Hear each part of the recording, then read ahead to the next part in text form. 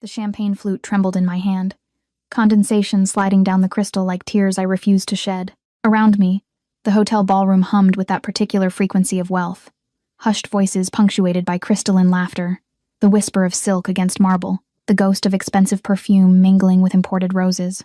I stood near the entrance, invisible in my simple black dress, watching Chicago's elite celebrate a union I should have been part of. My ex-fiancé's wedding to my former best friend. The irony tasted like copper on my tongue. I had not planned to come. For 3 months, since Marcus handed me back the modest engagement ring my grandmother left me, the only valuable thing my family ever owned, I had convinced myself I was over it. Over him. Over the humiliation of discovering he had been sleeping with Vivian behind my back for nearly a year. Over the whispers that followed me through our shared social circles. The pitying glances. The way people stopped inviting me to things because my presence made everyone uncomfortable. But then the invitation arrived. Cream cardstock embossed with gold lettering. My name written in elegant calligraphy that probably cost more than my monthly rent. Ms. Elena Reyes, we request the honor of your presence. Vivian's doing, I knew immediately. Marcus did not have that kind of cruelty in him. He was merely weak, easily led. But Vivian, she wanted to see me broken. Wanted to parade her victory. To watch me sit in those pews and witness her claiming everything that should have been mine. The smart thing would have been to throw it away, stay home, move on. Instead, I had put on the one decent dress I owned, applying makeup with shaking hands. I then took 3 buses across the city to reach the Meridian Grand Hotel. Some self-destructive part of me needed to prove I could survive the impending challenge. I was such a fool. The ballroom doors opened wider, and guests began filtering toward their seats. I recognized most of them. Marcus's colleagues from the investment firm, Vivian's sorority sisters, the country club crowd who tolerated me when I was Marcus's fiancée, but forgot my name the moment we ended. I smoothed down my dress, suddenly aware of how cheap the fabric was, how the hem was slightly frayed, how I did not belong here at all. Elena. I turned to find Marcus's mother, Patricia, gliding toward me in a cloud of Chanel and disapproval. Her eyes swept over me with the efficiency of an X-ray machine, cataloging every inadequacy. I am surprised you came, she said, her voice pitched just loud enough for nearby guests to hear. Given the circumstances, how brave of you. The word brave landed like a slap. I was invited. I managed, hating how small my voice sounded. Yes, well, Patricia's smile was all edges. Vivian does have a generous spirit. Always has. I told Marcus from the beginning that you two were not suited. But young men can be so blind to incompatibility. Her gaze dropped to my dress again, lingering on the department store label, probably visible at the neckline. I am glad he finally saw sense. Vivian comes from the right sort of family. You understand? I understood perfectly. I was the daughter of a housekeeper and a mechanic who died when I was 16. My mother cleaned homes in the suburbs while I put myself through community college, working double shifts at a diner. Marcus had been slumming when he dated me. His rebellious phase before settling down with someone appropriate. Someone like Vivian, whose father owned half the city's real estate. If you will excuse me, I whispered, turning toward the ballroom. The ceremony is about to start, Patricia called after me. Your seat is in the back. The very back. Of course it was. I walked through those doors with my spine straight and my chin up, even as whispers followed me like wasps. The ballroom was obscene in its opulence. Crystal chandeliers dripping light onto silk-draped chairs, white roses exploding from golden vases, a string quartet playing something classical and melancholy in the corner. The guests were already seated, a sea of designer suits and cocktail dresses worth more than my yearly salary. And at the front, beside the flower-laden arch, stood Marcus. My chest tightened. He looked good. He always did. Tall, athletic, the kind of conventional handsome that opened doors. His tuxedo was custom-made, probably Italian. His dark hair was perfectly styled. He was laughing at something his best man said, completely at ease, entirely happy. He had not looked like that with me in months. I found my assigned seat, last row aisle seat, positioned perfectly for a quick, unnoticed exit, and sank into it. The woman next to me shifted away slightly. As if failure might be contagious, I stared straight ahead, forcing my breathing to steady, reminding myself that in 2 hours this would be over. I could survive 2 hours. The music changed, shifting into the wedding march. Everyone stood. I stood too, my legs mechanical, my hands clenched at my sides, and then Vivian appeared. She was radiant. There was no other word. Her dress was a waterfall of ivory silk and lace, probably custom Vera Wang. Her dark hair swept into an elegant updo, a diamond tiara catching the light. She moved down the aisle like she owned it, which given her family's wealth, she probably did. Her smile was confident and victorious. When she passed my row, her eyes found mine. She winked. The gesture was so quick, so subtle that no one else caught it. But I saw the triumph, the malice, the pure satisfaction of destroying me. My vision blurred. I blinked hard, refusing to cry, refusing to give her that satisfaction. But my chest was caving in, my throat closing, and I knew I could not sit through this ceremony, could not watch them exchange vows, could not smile through the reception, could not survive the inevitable moment when Vivian would corner me in the bathroom or by the champagne fountain to twist the knife deeper. I had made a mistake coming here. As Vivian reached the altar and took Marcus's hands, I slipped out of my seat and moved toward the exit, keeping my steps quiet, my head down. No one noticed. Why would they? I was already a ghost. The hallway outside the ballroom was blessedly empty. All the hotel staff focused on the ceremony inside. I hurried toward the main lobby, my heels clicking against marble, my breathing coming faster. I just needed to get outside, catch a bus, go home, and forget this ever happened. I collided with something solid. Not something, someone. The impact knocked me backward, my heel catching on my dress. I stumbled, arms windmilling, certain I was about to fall and complete my humiliation, but a hand caught my elbow, steadying me with effortless strength. Careful. The voice was low, accented with something European I could not place, and it sent an inexplicable shiver down my spine. I looked up and up. The man towering over me was not someone who should exist outside of magazines or movies. He was tall, easily 6'3" or 6'4", with the kind of build that suggested violence held barely in check. His suit was black, perfectly tailored, probably worth more than my car. Everything about him screamed money, but not the cheerful, ostentatious wealth of the wedding guests inside. This was different, darker, dangerous. His face was all sharp angles, strong jaw, high cheekbones, a nose that had been broken at least once. His hair was dark, pushed back from his forehead, and his eyes, God, his eyes were the color of smoke, gray and cold and utterly unreadable. They fixed on me with an intensity that made my breath catch. "I am sorry," I stammered, pulling away from his grip. I was not watching where I was going. "You are crying." It was not a question. I reached up, shocked to find my cheeks wet. When had I started crying? "I am fine," I lied, wiping at my face. "Sorry, excuse me." I tried to move past him, but he did not step aside. Behind him, I noticed for the first time, stood two men in dark suits. They were not hotel staff. Their posture was too alert, too watchful, their eyes constantly scanning the hallway. Security. Private security. Who was this man? "The wedding," he said, glancing toward the ballroom doors. "You were inside." I was leaving. I clutched my small purse tighter. "Please, I just need to go." "Your ex-fiancé's wedding." The question froze me. How could he possibly know that? He must have read the confusion on my face because something that might have been amusement flickered in those gray eyes. "You have the look of someone attending their own funeral, and you are leaving before the vows." His gaze traveled over me, clinical, assessing the rejected bride. Heat flooded my cheeks. "I do not know who you are, but—" "Dante." He extended his hand. "Dante Salvatore." The name meant nothing to me, but the way he said it, like he expected recognition, made my stomach clench. I did not take his hand. "I really need to go," I said. "To where? Home?" He tilted his head slightly. "Or are you going to stand outside in the cold, wait for your bus, and spend the next year remembering this as the moment they broke you completely?" The words hit like bullets because he was right. That is exactly what would happen. "What do you want?" I asked, my voice cracking. Dante Salvatore smiled, then a slow, predatory curve of his mouth that did nothing to warm those cold eyes. "I want to offer you an alternative," he said. "How would you like to go back into that wedding as someone else entirely? Someone they cannot touch, cannot humiliate, cannot destroy?"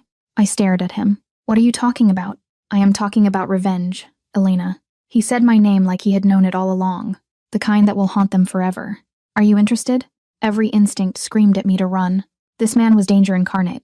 I could feel it radiating from him like heat from flames. Whatever he was offering, it could not be real. It could not be safe. But God help me, I wanted it. "How?" I whispered. His smile widened, and I felt the world tilt beneath my feet. "Marry me."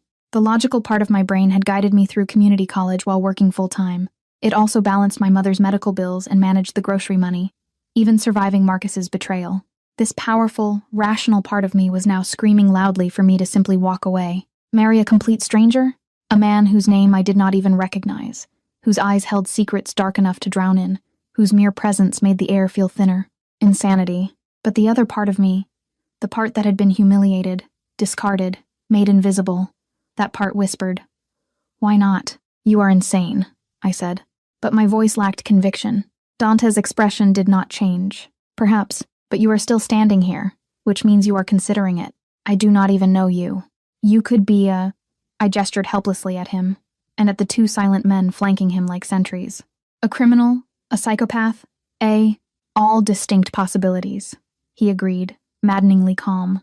"But right now, in this moment, I am the only person offering you a way out of your humiliation. So, the question is not who I am, Elena. The question is, how much more can you endure?" I hated that he was right.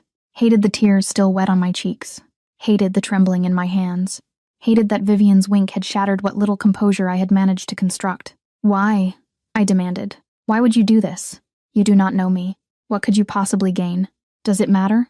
He cut me off, checking his watch. A sleek piece of machinery that probably cost more than my car. "You have approximately 4 minutes before the ceremony ends, and those guests flood this lobby. 4 minutes to decide whether you walk out of here as the pathetic ex-girlfriend they all pity or as someone they will never forget." The word pathetic stung because it was exactly how I felt. "This is crazy," I whispered, but my feet were not moving toward the exit. Dante stepped closer and I caught his scent. Something expensive and masculine. Leather and cedar and smoke. "I have a car waiting outside. A penthouse apartment with a view of the lake.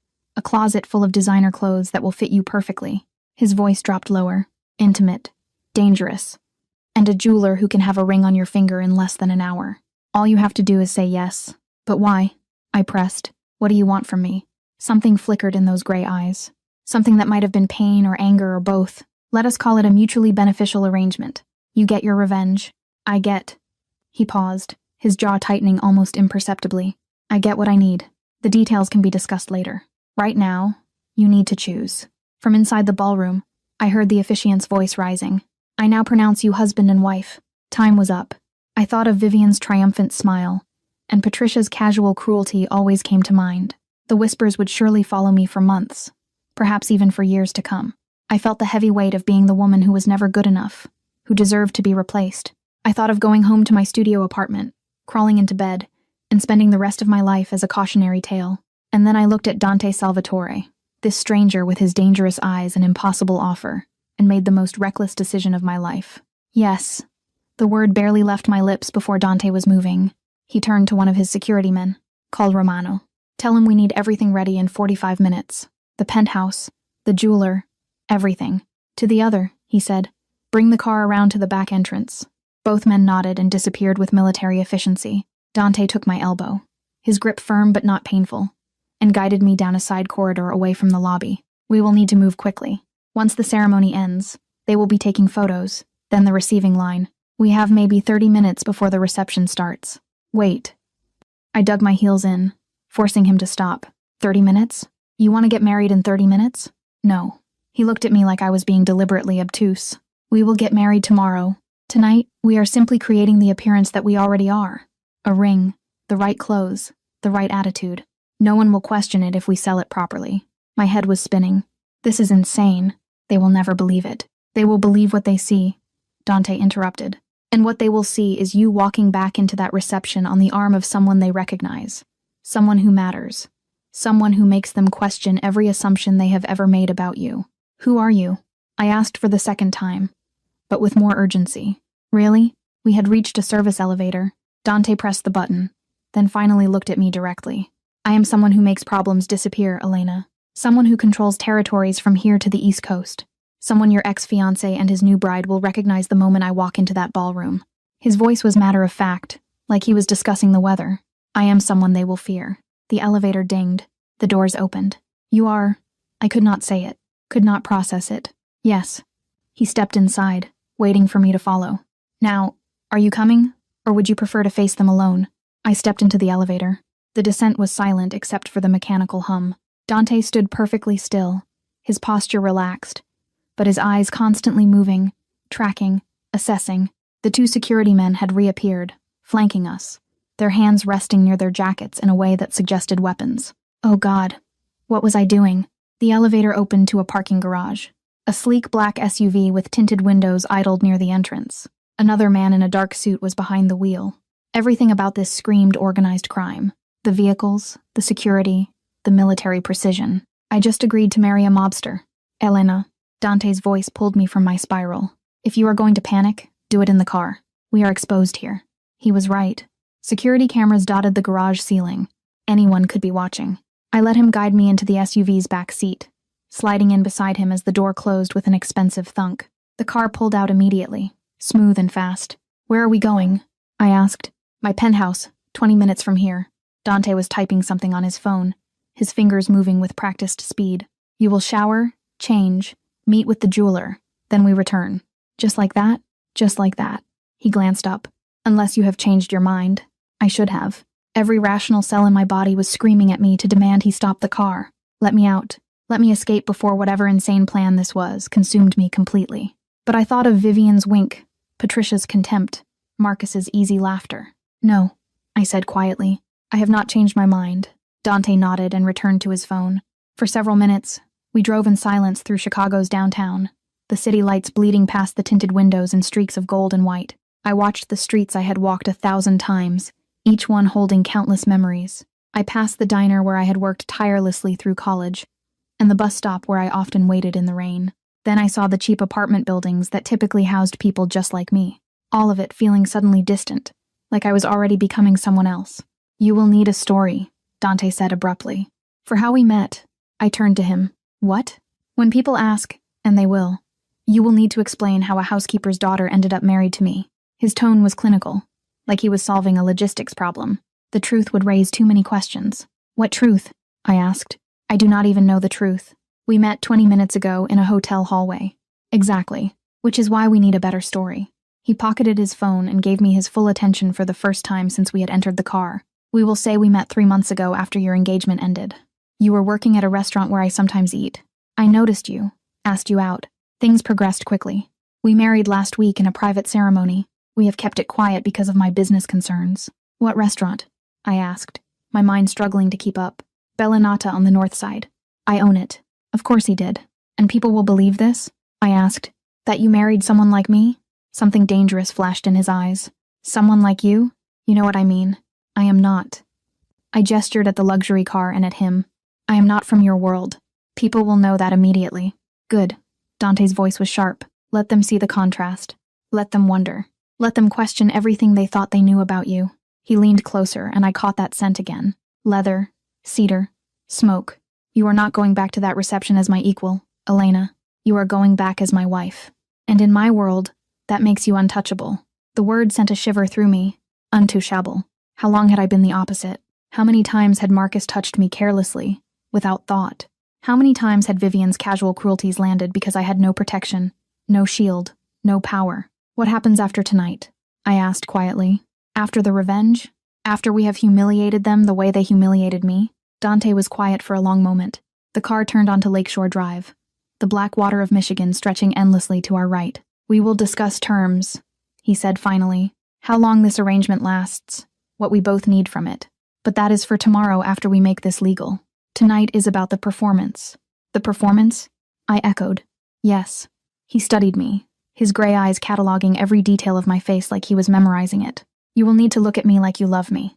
Touch me like you cannot help yourself. Smile like I have given you everything you have ever wanted. His voice dropped. Can you do that, Elena? I thought about all the times I had smiled through double shifts at the diner when my feet were bleeding. All the times I had pretended Marcus's casual dismissals did not hurt. All the times I had acted like I belonged in rooms where everyone knew I did not. Yes, I said. I can do that. Good. He returned his attention to the window. We are here. The SUV pulled into an underground garage beneath a gleaming high-rise. The building was all glass and steel, the kind of place I had walked past 100 times without imagining I would ever enter. We took a private elevator, one that required a key card, up to the top floor. The penthouse was exactly what I had expected, and somehow more. Floor-to-ceiling windows overlooking the lake, minimalist furniture in blacks and grays, art on the walls that was probably worth more than my mother's house. Everything cold, expensive, perfect. This way. Dante led me down a hallway to a master bedroom suite larger than my entire apartment. He opened the walk-in closet, and I actually gasped. Rows of dresses, shelves of shoes, drawers of jewelry, all in my size. How? I started. I had someone acquire a few things, he said dismissively. Choose whatever you want for tonight. Something that makes a statement. The shower is through there. He pointed to an ensuite bathroom done entirely in marble and gold fixtures. You have 20 minutes. He left before I could respond, the door closing behind him with a quiet click. I stood alone in that obscene luxury, surrounded by clothes worth more than I had earned in my entire life, and finally let myself feel the full weight of what I had just agreed to. I was going to marry a stranger, a criminal, a man whose eyes held violence like some men held pocket change. And then I was going to walk back into that wedding reception and make Marcus and Vivian regret every moment they had ever underestimated me. I stripped off my cheap black dress, leaving it in a puddle on the floor, and stepped into the shower. The water was scalding, perfect, washing away 3 months of humiliation and grief. When I emerged 15 minutes later, I felt like a different person. I chose a dress from the closet, a deep emerald silk that hugged every curve with a neckline just low enough to be daring, shoes that added 4 inches to my height, diamond earrings that caught the light like trapped stars. When I looked in the mirror, I barely recognized myself. The bedroom door opened. Dante stood in the doorway, and for the first time since we had met, his expression shifted. Something heated flickered in those cold gray eyes before he controlled it. "Perfect," he said. "The jeweler is here. Let us make you a bride." The jeweler was a small, nervous man named Vincent, who set up his velvet cases on Dante's dining table like he was handling religious artifacts. His hands trembled slightly as he opened each box, revealing rings that sparkled under the chandelier light with an intensity that made my breath catch. "Mr. Salvatore," Vincent said, his voice deferential, almost fearful. "I brought the pieces you requested, the finest we have." Dante stood behind me, close enough that I could feel the heat radiating from him. His hand rested on the small of my back, a possessive gesture that should have made me uncomfortable, but instead sent strange shivers up my spine. "Show her the Cartier," he said. Vincent's hands moved to a burgundy box, opening it to reveal a platinum band encrusted with diamonds that formed an intricate pattern around a center stone so large it seemed obscene.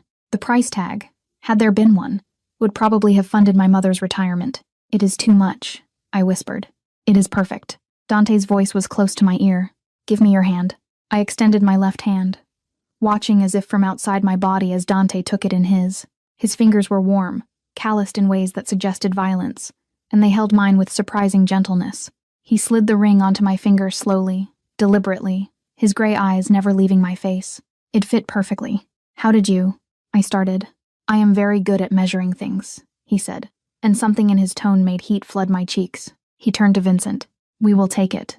And the matching band." "Of course, Mr. Salvatore. Shall I leave them?" "Send the bill to Romano." Dante's dismissal was absolute.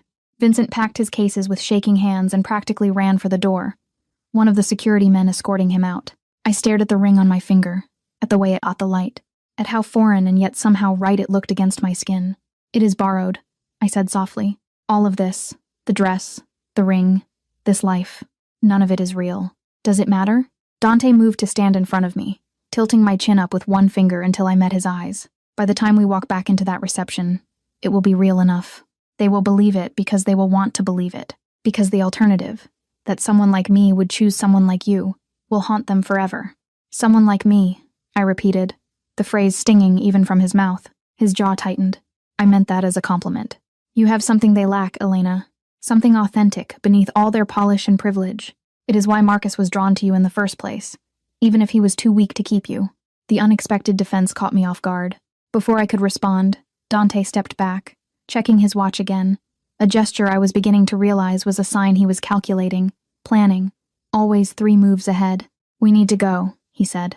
"The reception will be in full swing by now. We will make an entrance, stay exactly 45 minutes, and leave. Long enough to be seen, short enough to maintain mystery." "What do I do?" I asked, hating how uncertain I sounded. "You stay close to me. You let me handle anyone who asks questions. And you remember." His eyes locked onto mine with an intensity that made my pulse race. "You are mine now, at least for tonight.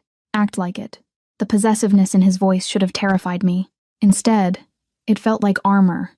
The drive back to the Meridian Grand Hotel took 20 minutes. Dante spent it briefing me on people I might encounter. Names, positions, relationships. He rattled off information with the precision of someone who made it his business to know everyone's secrets. "Patricia Aldridge will try to corner you," he said. "Do not engage. I will handle her." "Marcus's mother." "Yes, she is connected to several families I do business with. She will recognize me immediately." A cold smile played at his lips. "She will also recognize what it means that you are with me." "What does it mean?" I asked. Dante turned those gray eyes on me. "It means you are protected, untouchable. Mine." He said the last word like a brand. In my world, Elena, that is not something given lightly. People will understand the implications. The SUV pulled up to the hotel's main entrance. Through the tinted windows, I could see guests milling about in the lobby. The same people who had watched me slink away in shame less than 2 hours ago. My hands started shaking. Dante's hand covered mine, stilling the tremor. Breathe, he commanded softly. Remember why we are doing this. I thought of Vivian's wink, Patricia's cruelty, the humiliation burning in my chest like acid. I am ready, I lied. Good. He squeezed my hand once, then released it. Stay close. Do not speak unless I tell you to. And Elena. He waited until I looked at him. Do not let them see fear. Ever. The driver opened my door. Dante exited first, then extended his hand to help me out. A gesture so natural, so proprietary that several people in the lobby immediately turned to look. I took his hand and stepped onto the red carpet, wearing my borrowed emerald dress and impossible shoes. The diamond ring felt heavy on my finger, and my heart was hammering so hard. I was certain everyone nearby could undoubtedly hear the rapid beat of my chest. Dante's arm slid around my waist, pulling me against his side. The gesture was possessive, protective, and utterly convincing. We walked through the lobby like we owned it, and maybe in some way I did not understand. Dante did. People stared, whispered.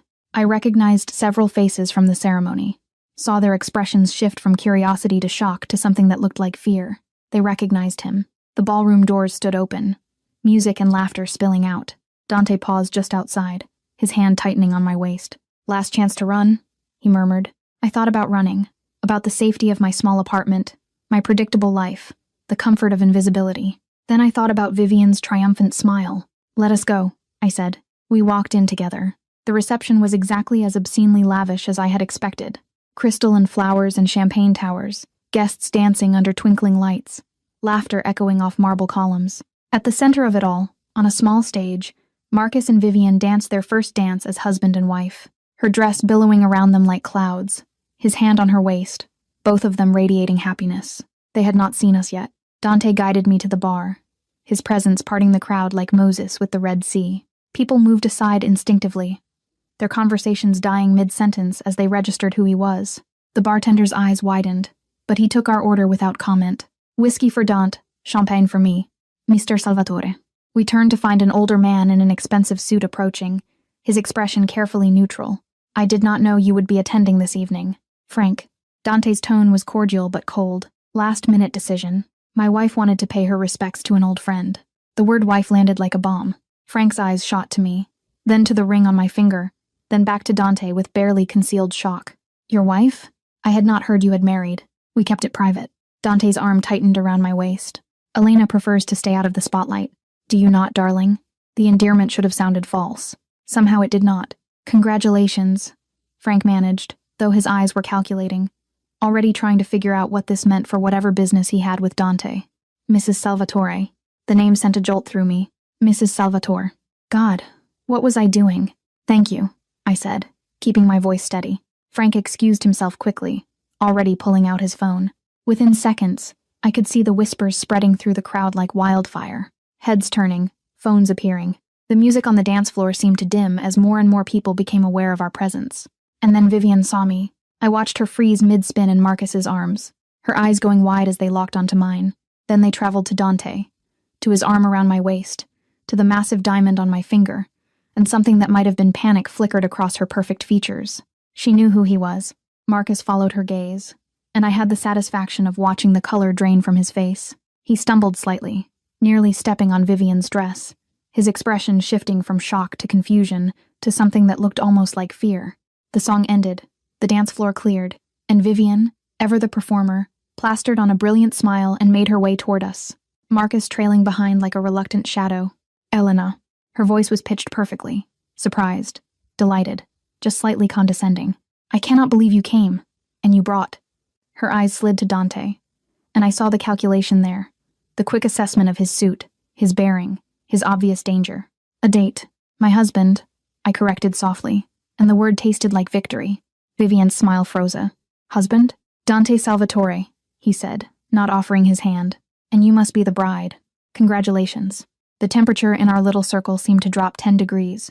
Marcus looked like he might be sick. Vivian's mask was cracking at the edges, her eyes darting between Dante and me with increasing panic. I did not know you had gotten married, she said, the words coming out strangled.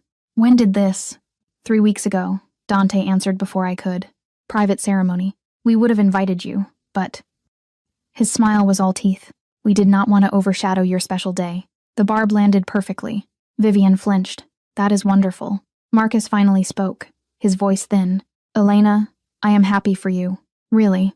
You deserve. He seemed to choke on whatever he was going to say next. She deserves everything. Dante finished for him, his arm possessive around my waist. Which is exactly what she will have. Is that not right, darling? He looked down at me, and the intensity in his gray eyes was almost overwhelming. For a moment I forgot this was an act, forgot that we were strangers playing a role. His gaze held something raw, something that made my breath catch and my pulse race. Yes, I whispered. Dante's hand came up to cut my face, his thumb brushing my cheekbone with surprising tenderness. Then he leaned down and kissed me.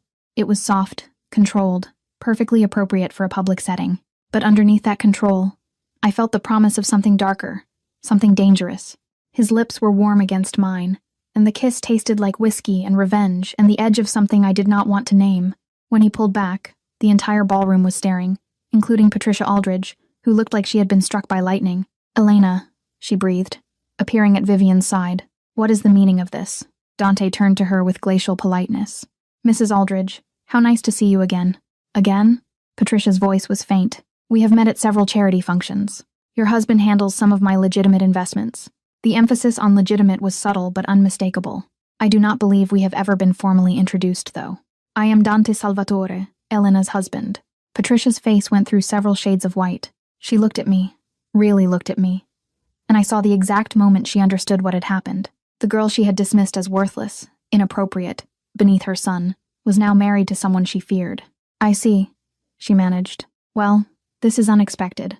Life is full of surprises, Dante said pleasantly. If you will excuse us, I would like to dance with my wife. He guided me toward the dance floor before anyone could respond, leaving Patricia, Vivian, and Marcus standing frozen in our wake. The dance floor felt like a stage, every eye in the ballroom tracking our movement as Dante pulled me into his arms.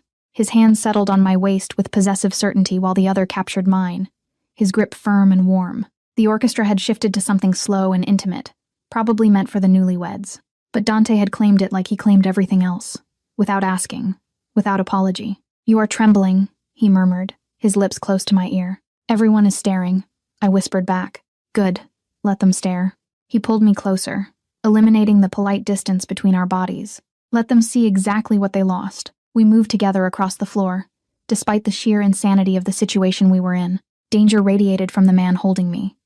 It was all an elaborate, complex lie. Yet, through all of this, I simply could not deny the undeniable feeling that we fit.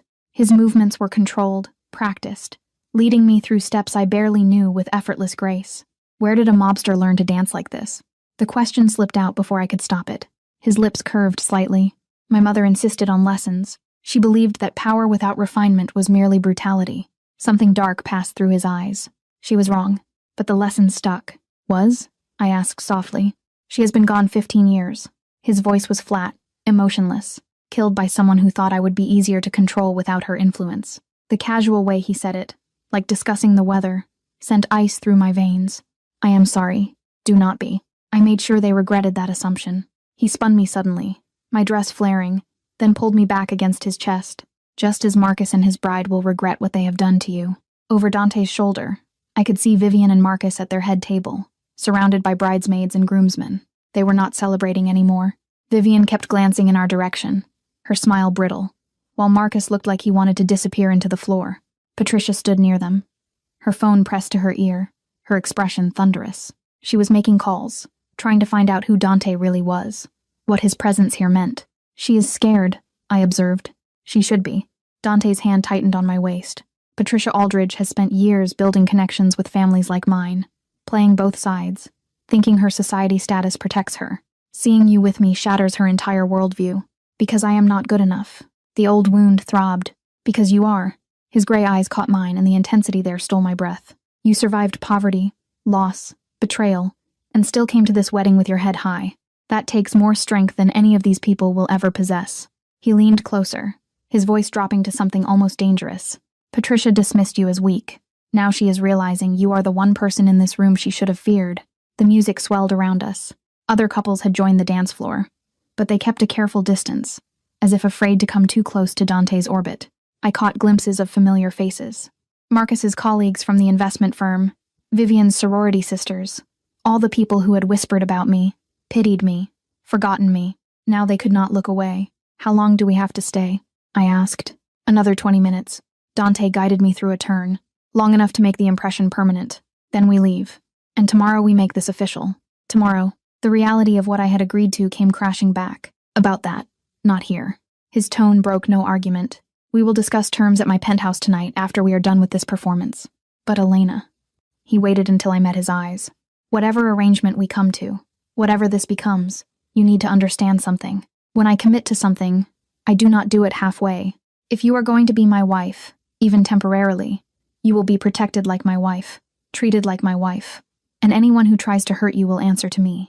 Is that clear? The promise should have terrified me. Instead, something warm and dangerous unfurled in my chest. Yes, I whispered. The song ended. Dante released me slowly, his fingers trailing along my waist in a gesture that felt far too intimate for strangers. Before I could process it, Vivian appeared at his elbow, her smile bright and false. I am sorry to interrupt, she said, though her tone suggested she was not sorry at all. But I was hoping to steal Elena for a moment. Girl talk. You understand. Every instinct screamed at me to refuse.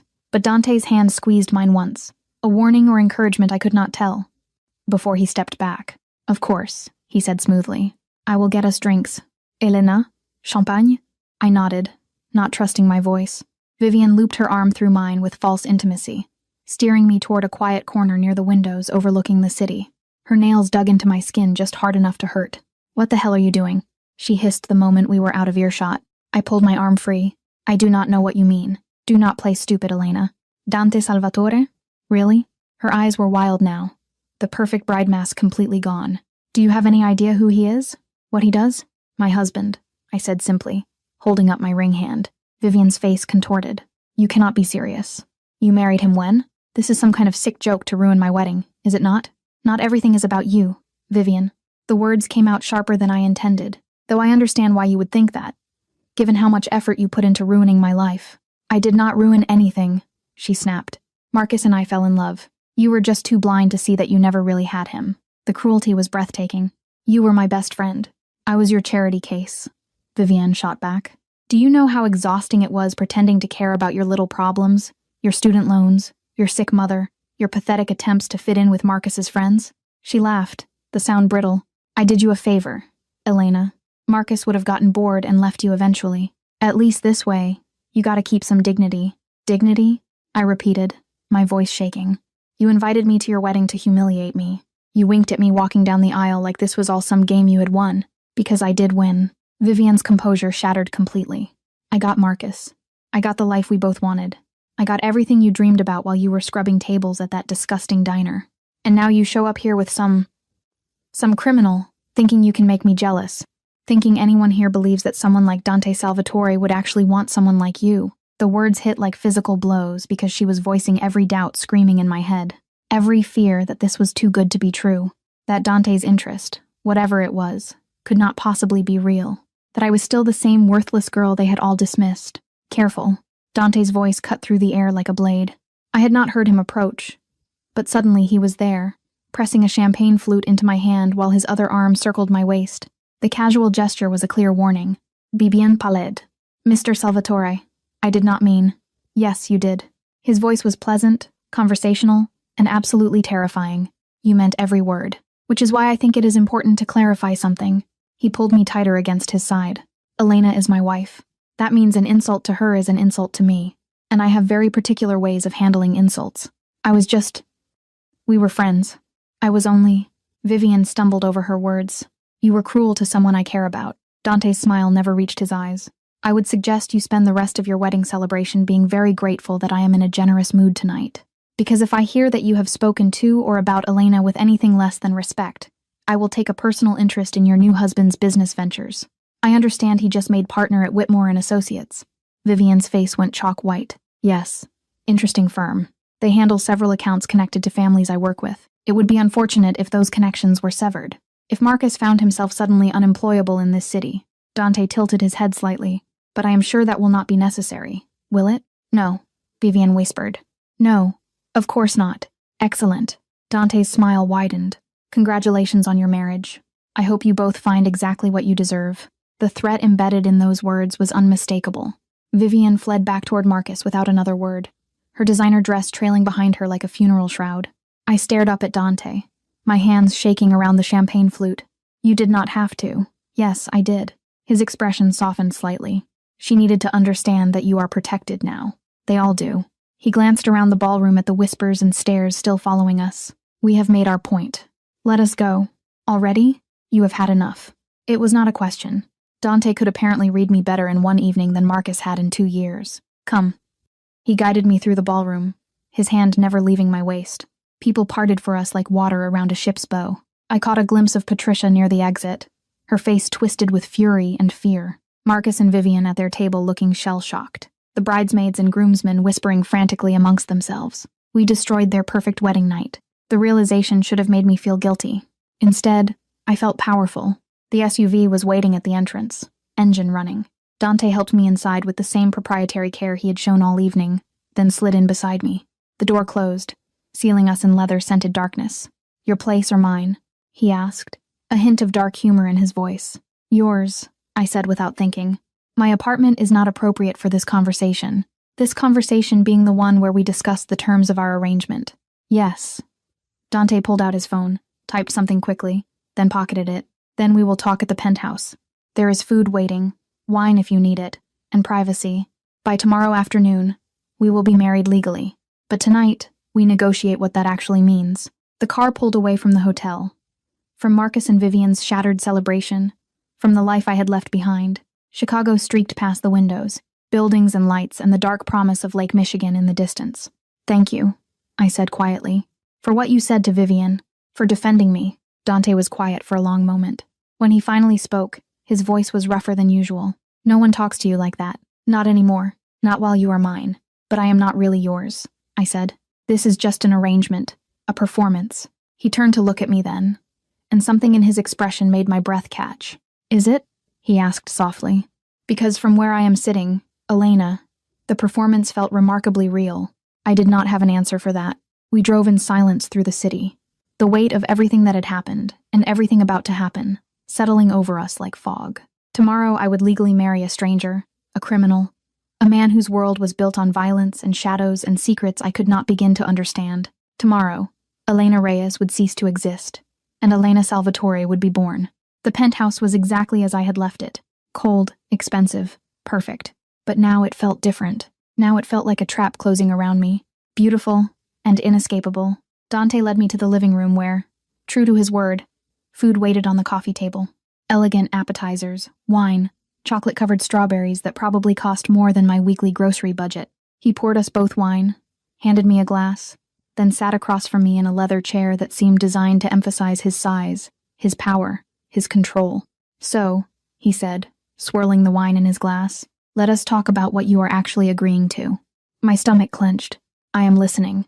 Marriage contract. 1 year minimum. You will live here, play the role of my wife in public, attend events at my side when required. In exchange, you will have access to my accounts, security, and all the privileges that come with my name. He took a sip of wine, his eyes never leaving my face. Your mother's medical bills will be paid. Her house will be cleared of debt. You will never have to work another shift at that diner or worry about making rent.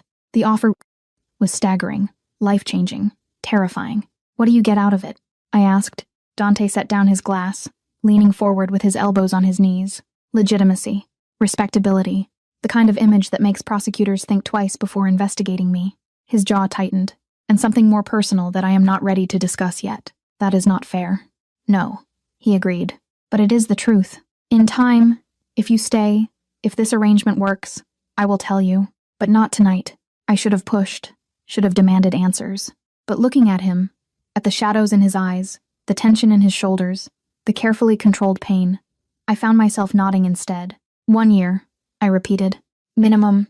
If either of us wants out after that, we divorce quietly. You keep a generous settlement. I keep my reputation. We both move on. And if something happens before then, if you get arrested or killed, I will not be. His confidence was absolute. But if the impossible occurs, you will be provided for. Everything is protected by a prenuptial agreement. It was too much, too fast, too overwhelming. I need to think, I said. You have until morning. Dante stood, his tall frame towering over me. The guest bedroom is down the hall. Everything you need is there. We will go to the courthouse at noon. Sign papers. Make it legal. And then, Elena, you will be mine in every way that matters. The possessiveness in his voice sent shivers down my spine. Good night, I whispered. Good night, future Mrs. Salvatore. He said it like a promise or a threat. I fled to the guest room, closed the door, and finally let myself fall apart. I did not sleep. How could I? Every time I closed my eyes, I saw Vivian's face draining of color, Marcus's shock, Patricia's fear. I heard Dante's voice promising violence in the same tone most people discuss the weather. I felt the weight of the ring on my finger, heavy as chains, beautiful as poison. At 6 a.m, I gave up pretending and wandered into the kitchen. Dawn was breaking over Lake Michigan, painting the water in shades of gold and blood. The penthouse was silent, except for the hum of expensive appliances and the distant sound of the city waking below. I made coffee, finding everything I needed in cabinets that probably cost more than my car, and stood at the floor-to-ceiling windows, watching the sun climb higher. You are up early. I spun to find Dante in the doorway, wearing only black pajama pants that hung low on his hips.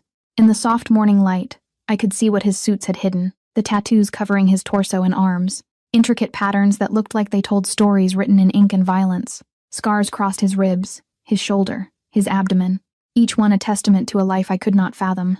I could not sleep, I admitted, clutching my coffee mug like a lifeline. He moved into the kitchen with predatory grace, pouring his own coffee. Second thoughts? About 100 of them. I turned back to the window. This is insane. You know that. Everything about this. Yes, his honesty startled me. I glanced over my shoulder to find him watching me with those unreadable gray eyes. Then why are we doing it? I asked. Dante was quiet for a long moment, steam rising from his mug. When he finally spoke, his voice was rougher than usual, because sometimes insanity is the only sane response to an insane world. He moved to stand beside me at the window. You were destroyed by people who claimed to love you. I have been destroyed by people who claimed loyalty. We both know what betrayal tastes like, Elena. Maybe that is why this. He gestured between us. Makes more sense than it should. You still have not told me what you really want from this, I said softly. His jaw tightened. No, I have not. Will you ever? If you stay long enough. He took a sip of coffee. If you prove you can be trusted with the kind of secrets that get people killed. The casual mention of death should have sent me running. Instead, I found myself asking, what happened to make you this way? Something flickered in his eyes. Pain, rage, grief, all gone too quickly to name. The man who killed my mother was someone I trusted, someone I considered family. His voice was flat, emotionless. He took her from me because he wanted to take control of my father's territory. Thought I was too young, too soft, too attached to her gentle influence. What did you do? I whispered. I proved him right about one thing. I was attached to her influence. Dante's smile was cold, terrible, and then I proved him wrong about everything else. I took his territory, his money, his family, and his life. In that order. I made sure he understood exactly what his mistake cost before I ended him. I should have been horrified. I should have put down my coffee, walked out, called the police, done something to distance myself from this man and his casual admissions of murder. But all I could think was, he loved his mother that much. I am sorry, I said, for your loss. Dante looked at me like I had spoken a foreign language. Most people would be running by now. I am not most people. I took a sip of coffee, considering. Besides, you have been honest with me. Brutally honest. That is more than Marcus ever was. Marcus is a coward. Dante's voice dripped contempt. He pretended to love you while betraying you with your best friend. He let his mother dictate his choices, and convinced himself he was being practical. Men like that disgust me. But men like you, who kill people, they do not? I never pretend to be something I am not. His gray eyes locked onto mine. I am a criminal, Elena. I hurt people. I break laws. I operate in shadows most people pretend do not exist. But I do not lie about it. I do not make promises I will not keep. And I do not betray the people under my protection. Is that what I am now? Under your protection? Yes. The word was absolute. From the moment you agreed to this arrangement, you became mine to protect. That is not negotiable. The possessiveness should have frightened me. Instead, after months of being nobody's priority, being nobody's concern, it felt like coming home. Okay, I said quietly. Dante's eyebrows rose. Okay, I will do it. The marriage, the arrangement, all of it. I set down my coffee mug with deliberate care. 1 year. We see if this works, and if it does not, we walk away clean. Elena. He turned to face me fully. You understand what you are agreeing to? This is not just playing dress-up at society events. You will be married to someone the FBI watches. Someone rival families want dead. Someone whose business involves things you can never speak about. Your life will be in danger simply by association. My life was already small and meaningless, I said. Maybe danger is an improvement. Something shifted in his expression. Surprise. Respect. Something that might have been desire. You are either very brave or very foolish. Probably both. I managed a shaky smile. When do we leave for the courthouse? 11:30. That gives you time to shower, eat, and prepare yourself. He reached out, his fingers brushing my cheek with unexpected gentleness. Last chance to run, Elena. I thought about my studio apartment with its peeling paint and broken heater, about my mother's medical bills stacking up on my kitchen table, about Marcus and Vivian's faces last night, the shock and fear and sudden understanding that I was not who they thought I was, about the way Dante had defended me without hesitation, threatened violence on my behalf, looked at me like I mattered. I am not running, I said. His hand cupped my face fully now, his thumb tracing my cheekbone. Then understand this. Once we sign those papers, once you take my name, you are mine. Not just for show, not just for appearances. Mine. Can you handle that? Every rational part of my brain was screaming warnings, but another part had survived poverty, loss, and betrayal. That resilient part, which had walked into the wedding reception with my head high despite everything, now whispered a quiet yes. Yes, I said aloud. Dante's eyes darkened. For a moment, I thought he might kiss me. Really kiss me. Not the controlled performance from the reception, but instead, he released me and stepped back. Get ready, he said, his voice rough. We have a wedding to attend. 3 hours later, I stood in the Cook County Courthouse, wearing a cream-colored dress from Dante's mysteriously well-stocked closet. My hand was firmly in his as we repeated vows in front of a bored clerk. 2 of Dante's security men stood by, quietly serving as our official witnesses. Do you, Elena Maria Reyes, take this man to be your lawfully wedded husband? I looked at Dante, at his sharp suit and dangerous eyes, at the man who was either my salvation or my destruction, and said, I do. Do you, Dante Salvatore, take this woman to be your lawfully wedded wife? I do. His voice was steady, certain, absolute. By the power vested in me by the state of Illinois, I now pronounce you husband and wife. The clerk stamped our marriage certificate without ceremony. You may kiss the bride. Dante pulled me close, his hand sliding into my hair, tilting my face up to his. Last chance, he murmured against my lips. Stop giving me outs, I whispered back. He smiled, genuinely smiled, and then kissed me. It was not like the performance at the reception. This was claiming, possessive, a promise sealed with heat and hunger. His lips demanded submission even as they offered protection. His hands held me like I was something precious and breakable, and entirely his. When we finally broke apart, I was breathless, dizzy, completely lost. Welcome to the family, Mrs. Salvatore, Dante said softly. The next few weeks passed in a blur of surreal luxury and mounting danger. Dante was right. Being his wife meant stepping into a world I had never imagined. Dinners with men whose names I recognized from FBI wanted posters. Charity galas, where diamonds glittered alongside barely concealed weapons. Quiet conversations that ended when I entered rooms. Secrets layered on secrets like sedimentary rock. But it also meant safety. Security guards who followed me everywhere. Accounts with more money than I would earn in 10 lifetimes. My mother's medical bills paid in full. Her house renovated. Her tears of gratitude when I told her I had married someone who cared about family. I had lied about how we met. Told her the restaurant story Dante created. She had believed it because she wanted to. Because after years of struggle, she desperately needed to believe her daughter had finally found happiness. Had I? I was not sure. Dante was complicated. In public, he was the perfect husband. Attentive, protective, possessive in ways that made other men back away from me immediately. In private, he was distant, controlled, keeping walls between us that I could not breach. He never asked me to share his bed. The arrangement was clear. Separate rooms, separate lives. A marriage of convenience that looked real from the outside, but remained hollow within. It should have been enough. It was certainly more than I had had before. But late at night, lying in my expensive guest room, I found myself wondering what it would be like if this were real. If the heat in Dante's eyes when he looked at me meant something beyond ownership. If his possessiveness stemmed from desire rather than pride. If I was falling for a man who would never let me in. Everything changed 6 weeks after the wedding. I was shopping on Michigan Avenue, accompanied by 2 security guards, because Dante insisted. When I saw him, Marcus, walking out of a coffee shop with his briefcase, his face drawn and tired. He saw me at the same moment, froze on the sidewalk like he had seen a ghost. Elena, he breathed. I should have kept walking, should have let my security guards move me along, should have maintained the cold distance that Dante would have expected. But something in Marcus's expression, something broken and desperate, made me pause. Marcus, can we talk? He glanced at my guards. Just for a minute, please. Against my better judgment, I nodded. We moved to a bench in a small plaza, the guards maintaining distance but staying alert. Marcus sat beside me, his hands clasped between his knees, looking nothing like the confident man who had left me 3 months ago. You look good, he said finally. Happy, thank you. Are you happy? His eyes met mine, and I saw real pain there. Or is this just revenge? I considered lying, but after everything, I owed him at least honesty. It started as revenge, I admitted, but it has become something more complicated. Do you love him? Marcus's voice cracked. Salvatore?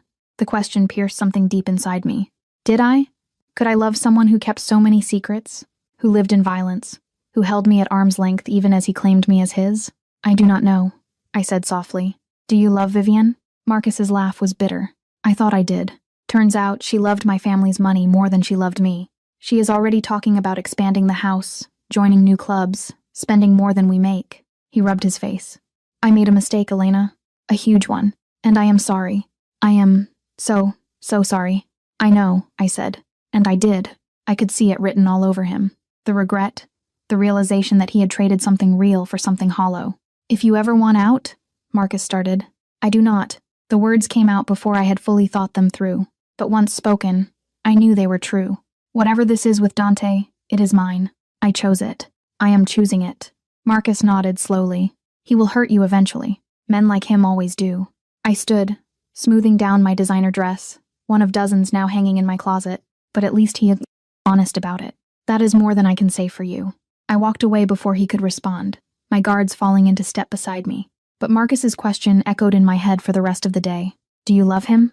I found Dante in his study that evening, surrounded by paperwork and laptop screens, his face illuminated by the cold glow of monitors. He looked up when I entered, his expression shifting from concentration to concern. What is wrong? He asked immediately. I saw Marcus today. Dante's entire body went still. Dangerous. Did he touch you? No. We just talked. I moved into the room, drawn by something I could not name. He asked if I loved you and... Dante's voice was carefully neutral, but I saw tension in his shoulders, in the way his hands gripped the desk. I did not know what to tell him. I stopped in front of the desk, meeting those gray eyes that had haunted my dreams for weeks. Because I do not know what this is. You have given me everything. Safety, security, revenge, a life I never dreamed of. But you will not let me in. You will not tell me what you really want from this. You will not. I want you. The words exploded from him like they had been held back too long. I have wanted you from the moment I saw you crying in that hallway, looking broken and beautiful and so strong despite everything they had done to you. I stared at him, shocked into silence. Dante stood, moving around the desk with predatory grace. You think this was just about legitimacy? About image? He laughed, the sound harsh. I have a dozen ways to improve my reputation, Elena. I did not need to marry you for that. Then why? Because 6 months ago, I lost someone. His voice went rough. My younger sister. She was killed by a rival family as a message to me. She was innocent, good, everything I am not. And when she died, something in me died too. My chest tightened. Dante. I was going to that wedding to finalize a business deal with Patricia Aldridge's husband. Nothing more. But then I saw you running from your pain, broken by people who should have protected you. And I saw Sophia in you. That strength. That refusal to be completely destroyed. Even when you had every right to give up. His hand came up to cup my face. I wanted to save you the way I could not save her. Wanted to give you the protection I failed to give Sophia. That is what I get from this arrangement. Elena. The chance to do right by someone who deserves it. Tears burned my eyes. That is why you knew my size. Why the closet was stocked. You had someone research me. The moment I saw you, I had Romano find out everything. Who you were. What you had lost. What you needed. His thumb brushed away a tear. I knew you would say yes because I knew how badly they had hurt you. And I knew I could give you the revenge you deserved while keeping you safe. It was supposed to be simple. What changed? I whispered. You. His forehead rested against mine. You were supposed to be a project. A way to assuage my guilt. But you became something else. Something I did not expect. And now I do not know how to keep you at arm's length anymore. Then do not. I pulled back enough to meet his eyes. Stop protecting me from yourself, Dante. I chose this. I choose you. Whatever that means. It means danger, he warned. It means violence and secrets, and a life where one mistake could get you killed. It also means not being alone anymore. I pressed my hand over his heart, feeling it hammer beneath my palm. It means being seen, being valued, being chosen. That is worth the risk. Dante's control shattered. He kissed me like he was drowning and I was air. His hands tangling in my hair, his body pressing me back against the desk. This was not performance or possession. This was hunger, need, desperation, held back for too long. When we finally broke apart, both breathless, he pressed his forehead to mine again. I cannot promise you safety, he said roughly. I cannot promise you normal, but I can promise you this. You will never be invisible again. You will never be dismissed or discarded or treated like you do not matter, because you matter to me, Elena, more than you should, more than is smart. Then we are both fools, I said, smiling through tears. Yes, he kissed me again, softer this time. We are.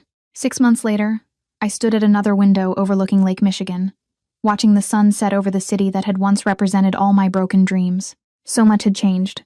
My mother was healthy, living in a renovated house with a garden she had always wanted. Marcus and Vivian had divorced. His firm had mysteriously lost several major clients, and the financial strain proved too much for their shallow marriage. Patricia Aldridge no longer spoke to me at social events, which suited me perfectly.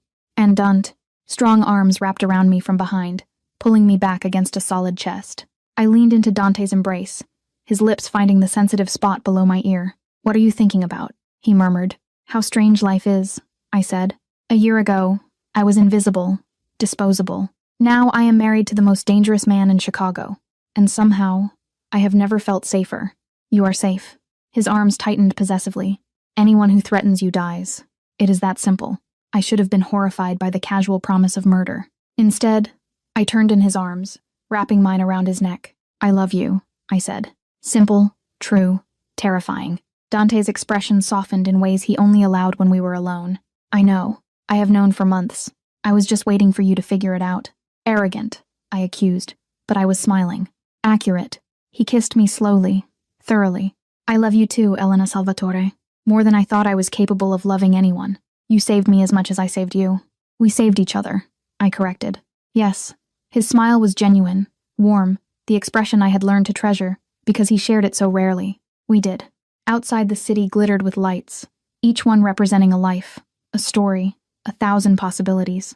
Somewhere out there, Marcus was learning to live with his regrets. Vivian was scrambling to maintain her status without his family's money. Patricia was coming to terms with the fact that the girl she had dismissed now held more power than she had ever imagined.